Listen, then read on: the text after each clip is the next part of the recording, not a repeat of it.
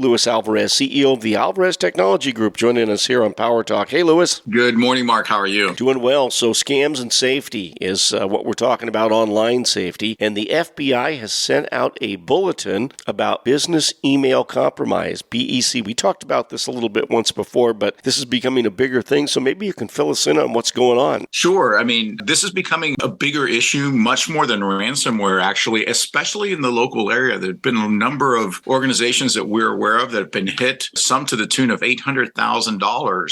So it's a very expensive proposition. The way it works is the bad guys figure out your email credentials. Typically, that's because you're not using multi-factor authentication and they can just guess your password. So once they have your user ID, which is your email address, and then your password, and especially if you're using Microsoft 365 or G Suite or some other hosted service, they will sit there and watch you operate for months at a time, collecting information, logging into your account without your knowledge, and in some cases creating rules that forward email messages to them without your knowledge of those coming in. And then they start to communicate with your vendors, your customers, redirecting payments to new accounts or submitting invoices for significant amount of money that then they ask to be paid to a different account they're used to. And in some cases, people don't know what's going on until they get a call from one of their customers or vendors saying, hey, I wired you all that money, but we haven't seen any of the product. What's going on? So it's a real big problem, and it can be very expensive because banks generally don't cover this as fraud. They just, if they can't stop the transaction from happening, you're out of luck. All you can do is maybe go to your insurance company if you have cyber insurance and try to recover it that way. So looking at the timeline of how the criminals carry out a BEC scam, they start with identifying a target, move on to grooming the target, which is a really important step. Then they exchange information, and the final step is the wire transfer, and that's where they've got you. As you mentioned, one local company got hit for $800,000. Yeah, another company that we worked with, their bank stopped it because it looks suspicious. This guy is kind of old school and likes to work with faxes. And when they were being sent information via email for new bank routing information to transmit money to, they said, okay, let's make a phone call. All right, that's Luis Alvarez, CEO of the Alvarez Technology Group. Online, alvareztg.com, at AlvarezTG. That's the Twitter handle. Luis, the toll-free number for the I-Team.